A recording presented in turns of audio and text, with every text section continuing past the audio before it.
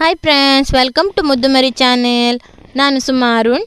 ವಾಲ್ಮೀಕಿ ರಾಮಾಯಣದ 7ನೇ ಭಾಗವಾದ ಉತ್ತರಕಾಂಡದ ಕೊನೆಯ ಅಧ್ಯಾಯ ಶ್ರೀರಾಮ ಪರಂಧಾಮ.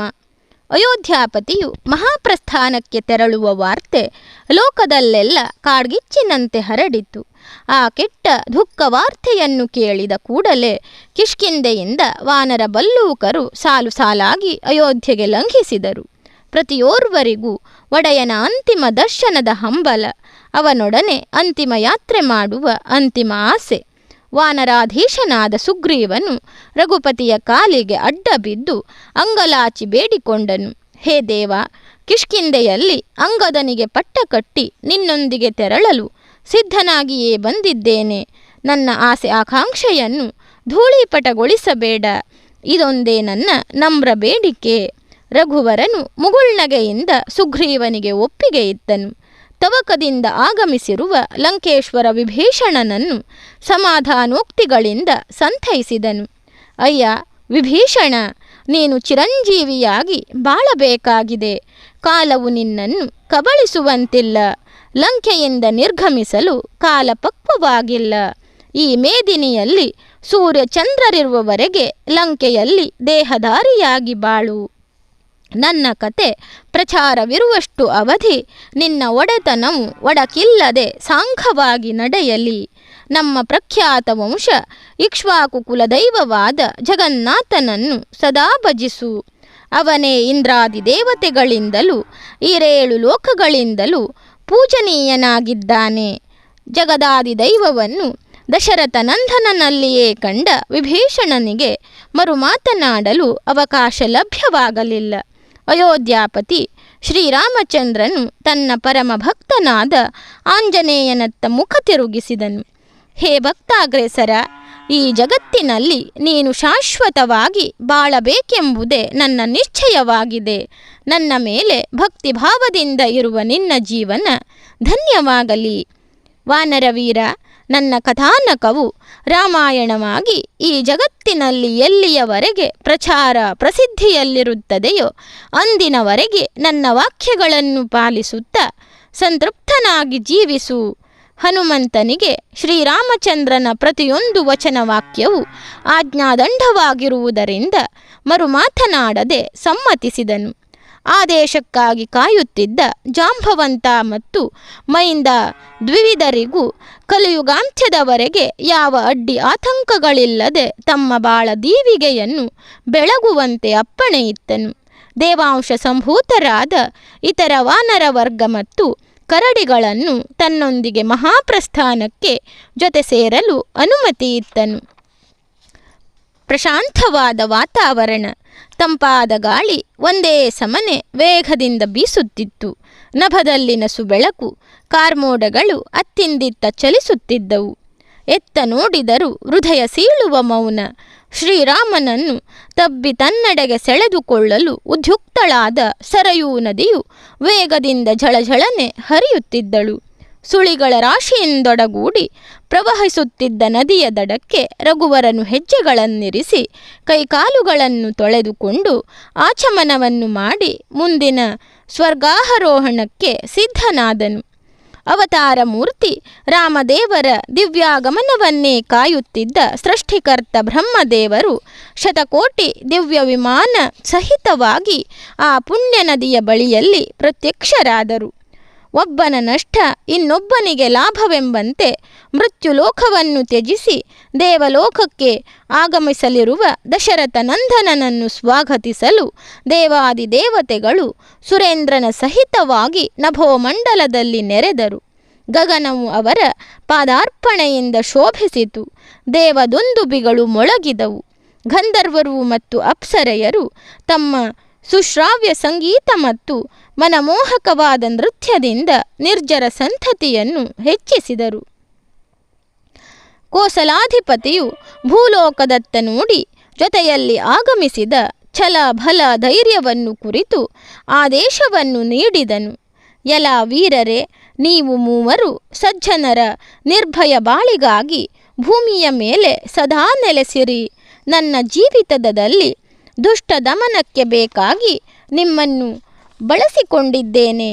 ನೀವು ನನ್ನ ಜೊತೆಗೂಡಿ ಭೂಲೋಕ ತ್ಯಜಿಸಿದರೆ ಅನ್ಯಾಯಗಾರ ಅಧರ್ಮಿಗಳು ಕಡಿವಾಣರಹಿತ ಅಶ್ವದಂತೆ ಆಗುವರು.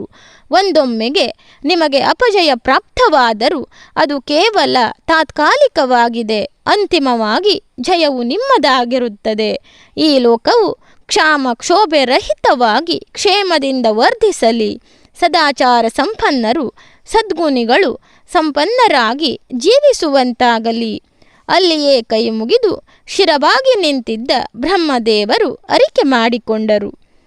ಸನಾತನವಾದ ಬ್ರಹ್ಮಸ್ವರೂಪನೇ, ದುಷ್ಟಮರ್ಧನಕ್ಕಾಗಿ ಶಿಷ್ಟ ಪರಿಪಾಲನೆಗಾಗಿ ವೈಕುಂಠದಿಂದ ಭೂಮಿಗಿಳಿದು ಕೌಸಲ್ಯಾದೇವಿಯ ಗರ್ಭಾಂಬುದಿಯನ್ನು ಪವಿತ್ರಗೊಳಿಸಿದೆ. ರಾಜ್ಯಭಾರ ನಡೆಸಿದ 11 ಸಹಸ್ರ ಸಂವತ್ಸರಗಳಲ್ಲಿ ಅಧರ್ಮಿಗಳನ್ನು ಬೇರು ಸಹಿತವಾಗಿ ಕಿತ್ತು ಒಗೆದೆ. ನಿನ್ನ ಪಾದಗಳು ಅದೆಷ್ಟು ಬಳಲಿವೆಯೋ ಏನೋ. ಪ್ರಥಮ ಅವತಾರದಲ್ಲಿ ಮತ್ಸ್ಯ ಅವತಾರದಲ್ಲಿ ವೇದಗಳನ್ನು ಕದ್ದೊಯ್ದ ತಮಾಸುರನನ್ನು ಸಂಹರಿಸಿ ಲೋಕದ ಗಾಢಾಂಧಕಾರವನ್ನು ದೂರ ಮಾಡಿದೆ. ಎರಡನೆಯ ಅವತಾರದಲ್ಲಿ ದೇವಾಸುರರು ಕಡಲನ್ನು ಕಡೆಯುತ್ತಿದ್ದಾಗ ಮುಳುಗುತ್ತಿದ್ದ ಮಂದರ ಪರ್ವತವನ್ನು ಆಧರಿಸಲೋಸುಗ ಕೂರ್ಮ ರೂಪವನ್ನು ತಾಳಿದೆ. ಮೂರನೆಯ ಅವತಾರದಲ್ಲಿ ಪ್ರಾಣಿಕೋಟಿಗಳು ಬದುಕಿ ಬಾಳಲಿರುವ ಭೂಮಿಯನ್ನೇ ಚಾಪೆಯಂತೆ ಸುತ್ತಿ ಪಾತಾಳಕ್ಕಿಳಿದ ಮದಾಂಧ ಹಿರಣ್ಯಾಕ್ಷನನ್ನು ವರಾಹ ರೂಪದಿಂದ ಸಂಹರಿಸಿದೆ.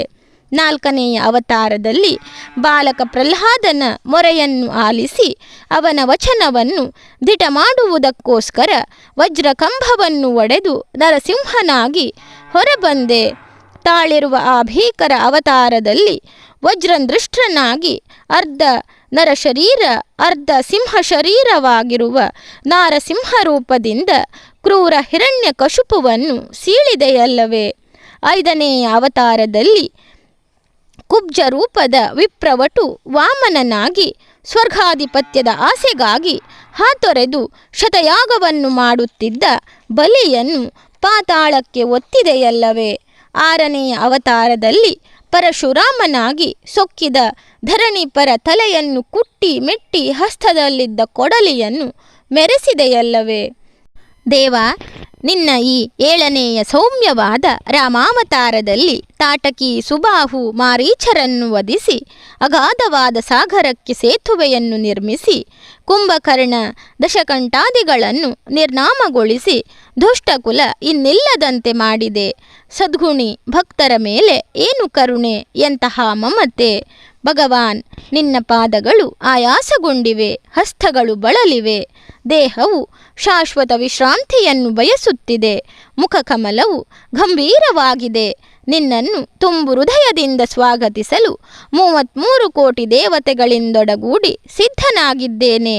ಮೃಗರಾಜನು ಅರಣ್ಯವನ್ನು ಅಲ್ಲೋಲ ಕಲ್ಲೋಲ ಮಾಡಿ ಕ್ರೂರ ಮೃಗಗಳ ಸದ್ದಡಗಿಸಿ ಗುಹೆಯನ್ನು ಪ್ರವೇಶಿಸುವಂತೆ ನೀನು ನಿಜಧಾಮಕ್ಕೆ ತೆರಳುತ್ತಿರುವೆ. ಹೇ ವಿಶ್ವನಾಟಕ ಸೂತ್ರಧಾರಿ, ಮಾನವರ ಜೀವನ ನಾಟಕದೊಳಗೊಂದು ನಾಟಕವನ್ನಾಡಿ ಆದರ್ಶ ಮಾನವನಾದ ನೀನು ನೇಪಥ್ಯಕ್ಕೆ ಸರಿದು ಮೂಲ ರೂಪವನ್ನು ಪ್ರಕಟಿಸು. ರಾಮಾವತಾರ ಅಂಕದ ತೆರೆ ಬದಿಗೆ ಸರಿಸಲ್ಪಡಲಿ. ಹೇ ಸ್ವಾಮಿ, ಲೋಕೋದ್ಧಾರವನ್ನೆಸಗಲು ಕಾಲೋಚಿತವಾದ ಅವತಾರವನ್ನು ಅಗತ್ಯವಿದ್ದಾಗ ಎತ್ತಿ ಧರೆಗಿಳಿಯಬೇಕೆಂದು ಸನ್ನಿಧಾನದಲ್ಲಿ ಬೇಡುತ್ತಿದ್ದೇನೆ. ಬ್ರಹ್ಮವಾಣಿಯನ್ನು ಆಲಿಸುತ್ತಿದ್ದ ಶ್ರೀರಾಮನು ಗಂಭೀರವದನನಾಗಿ ಹರಿಯುವ ಸರಯೂ ನದಿಯ ನಿರ್ಮಲೋದಕದಲ್ಲಿ ತನ್ನ ಬಲಗಾಲನ್ನು ಮುಂದಿರಿಸಿದನು. ಆ ಮಹಾಪುರುಷನನ್ನು ಇತರರು ಹಿಂಬಾಲಿಸಿದರು. ರಘುಕುಲಾಂಬುದಿ ಚಂದ್ರ ವೀರ ದಶರಥ ಪುತ್ರ ಶ್ರೀರಾಮಚಂದ್ರನು ತನ್ನ ಇನ್ನಿತರ ಸಹೋದರರೊಂದಿಗೆ ವೈಷ್ಣವ ತೇಜಸ್ಸನ್ನು ಪ್ರವೇಶಿಸಿದನು. ಆತನ ಆ ಭವ್ಯ ರೂಪವನ್ನು ಗರುಡ, ಗಂಧರ್ವ, ಯಕ್ಷರು, ದೇವಾದಿದೇವತೆಗಳು ಅರ್ಚಿಸಿದರು. ಮಾನವ ಜೀವನದ ರಥವನ್ನು ಏರಿ ಗೀರ್ವಾಣರ ಮನೋಕಾಂಕ್ಷೆಯನ್ನು ಪೂರ್ಣಗೊಳಿಸಿದ ಶ್ರೀರಾಮನನ್ನು ಸರ್ವರೂ ಧ್ಯಾನಾಸಕ್ತರಾಗಿ ಅರ್ಚಿಸಿದರು. ಇನವಂಶಲಲಾಮನನ್ನು ಅನುಸರಿಸಿ ಸ್ವರ್ಗಕ್ಕೆ ಪಯಣಿಸಿದ ಪ್ರತಿಯೋರ್ವನಿಗೂ ದೇವನ ಆಜ್ಞೆಯಂತೆ ಬ್ರಹ್ಮನಿಂದ ಸ್ವರ್ಗ ಸಮಾನವಾದ ಸಾಂಥಾನಿಕ ಲೋಕದಲ್ಲಿ ಮುಕ್ತ ಪ್ರವೇಶ ದೊರಕಿತು. ಅದು ಬ್ರಹ್ಮಲೋಕದ ಸನಿಹದಲ್ಲಿಯೇ ಇತ್ತು. ವಾನರ ಬಲ್ಲೂಕರು ತಮ್ಮ ತಮ್ಮ ಮೂಲ ರೂಪವಾದ ದೇವತೆಗಳೊಡನೆ ಐಕ್ಯರಾದರು. ವಾನರ ರಾಜ ಸುಗ್ರೀವನು ಸೂರ್ಯಮಂಡಲದಲ್ಲಿ ಲೀನವಾದನು. ಇತರರು ತಮ್ಮ ಪಿತೃಗಳೊಂದಿಗೆ ಸೇರಿಕೊಂಡರು. ಯಕಶ್ಚಿತ್ ಲೋಹವಾದರೂ ಪರುಷದ ಮಣಿಯೊಂದಿಗೆ ಸಂಪರ್ಕ ಹೊಂದಿದರೆ ಹೊನ್ನಾಗುವಂತೆ ಶ್ರೀರಾಮನನ್ನು ಅನುಸರಿಸಿದ ಪ್ರತಿಯೋರ್ವನು ದಿವ್ಯ ಸಾನ್ನಿಧ್ಯದೊಳಗೆ ಐಕ್ಯರಾದರು ಎಂಬಲ್ಲಿಗೆ 7 ಕಾಂಡಗಳ ಸಹಿತ ವಾಲ್ಮೀಕಿ ವಿರಚಿತ ರಾಮಾಯಣ ಮುಕ್ತಾಯವಾಯಿತು. ರಾಮಾಯ ರಾಮಭದ್ರಾಯ ರಾಮಚಂದ್ರಾಯ ವೇಧಸೆ ರಘುನಾಥಾಯ ನಾಥಾಯ ಸೀತಾಯ ಪತಯೇ ನಮಃ. ಧನ್ಯವಾದಗಳು ಸ್ನೇಹಿತರೆ. ಇಷ್ಟು ದಿನ ರಾಮಾಯಣವನ್ನು ಕೇಳಿ ನನಗೆ ಸಪೋರ್ಟ್ ಮಾಡಿದ ತಮಗೆಲ್ಲ ಧನ್ಯವಾದಗಳು. ಹಾಗೆ ಸಬ್ಸ್ಕ್ರೈಬ್ ಮಾಡದೆ ನೋಡ್ತಾ ಇರುವವರು ದಯವಿಟ್ಟು ಸಬ್ಸ್ಕ್ರೈಬ್ ಮಾಡಿ, ಆಲ್ ಅಂತ ಸೆಲೆಕ್ಟ್ ಮಾಡಿಕೊಳ್ಳಿ, ಶೇರ್ ಮಾಡಿ, ಲೈಕ್ ಮಾಡಿ, ಕಮೆಂಟ್ ಮಾಡಿ. ನಿಮ್ಮ ಒಂದು ಸಬ್ಸ್ಕ್ರೈಬ್ನಿಂದ ನನಗೆ ಇನ್ನು ಹೊಸ ಹೊಸ ವಿಡಿಯೋಗಳನ್ನು ಮಾಡೋದಕ್ಕೆ ಸ್ಫೂರ್ತಿಯಾಗುತ್ತೆ. ದಯವಿಟ್ಟು ಸಬ್ಸ್ಕ್ರೈಬ್ ಮಾಡಿ.